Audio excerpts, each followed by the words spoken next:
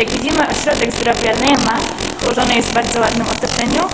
Mamy góry, zieleń, piękne budynki.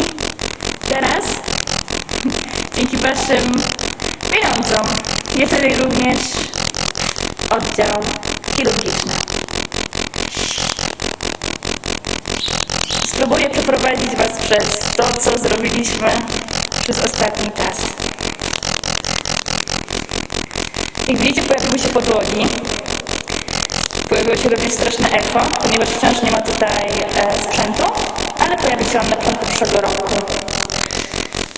Tutaj jest kuchnia i pokój, w którym pracownicy będą mogli spożywać herbatę, obiady, spotykać się, odpoczywać. Kolejnym pokojem jest biuro obsługi płci żeńskiej razem z łazienką w tle. Tutaj przebierać się i przyjmować gości będą mężczyźni. Jest już nawet toaleta. Pójdziemy dalej. Przechodzimy przez scrubbing room. Jak widać, jeszcze nie do końca zakończony. Tutaj nie ma już takiej ładnej podłogi z glazury, ponieważ potrzebna jest podłoga specjalnego rodzaju, używana w sterylnych pomieszczeniach. Tutaj więc do operacji przygotowywać się będą lekarze i pielęgniarki, żeby mogli później przejść do sali operacyjnej. To jest sala operacyjna numer 1. Również potrzebuje tej specjalnej podłogi do pomieszczeń aseptycznych. Widzimy, ściany są już położone, wszystko jest gotowe, poza podłogą. W tym pokoju, w tym pomieszczeniu będzie odbywała się dezynfekcja i mycie narzędzi chirurgicznych, ale również wszystkiego innego.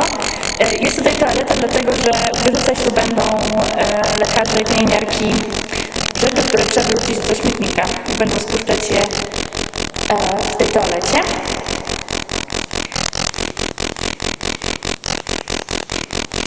Tutaj mamy magazynek, również ładnie pomalowany. Nie ma podłogi, nie będzie pewnie miał, ponieważ w magazynie przeniosła na podłogę. Tutaj druga sala operacyjna. Ta sama sytuacja z podłogą.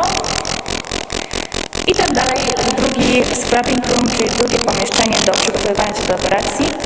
Tutaj natomiast recovery room, czyli pomieszczenie dla pacjentów po operacji będą tutaj dochodzić do siebie, już nie pooperacyjne. Jest to strasznie duże echo, ponieważ pomieszczenie jest bardzo wysokie.